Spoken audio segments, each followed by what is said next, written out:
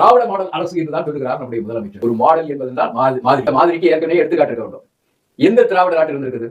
திராவிட model என்று சொல்கிறீர்களே, நீங்கள் மற்ற திராவிட மாநிலங்களிலும் போட்டி போட்டிருக்க வேண்டுமா இல்லையா? அங்கெல்லாம் போட்டியிடாமல் நீங்கள் திராவிட மாடல் என்று தமிழ்நாட்டில் மட்டுமே என்ன பேசுறீங்க? காரணம், தமிழ்நாடு தமிழர்களுடைய நாடாக இருக்கக்கூடாது. தமிழ்நாட்டிலே முதலாக தமிழ் தேசிய கட்சி தான் பிறந்தது. 1944ஆம் ஆண்டு நீதி கட்சி தமிழர் கழகமாக உருவாவதற்கு தான் சேலத்திலே மாநாடு நடைபெற்றது. காலை மாநாட்டிலே தமிழர் கழகம் என்றுதான் அமைப்புக்கு பெயரிடப்பட்டது. மாலை மாநாட்டிலே அண்ணாதுரையும் ராமசாமி நாயக்கரும் சேர்ந்து அதை திராவிட நாடு என்று நீங்கள் மாற்றி விட்டீர்கள்.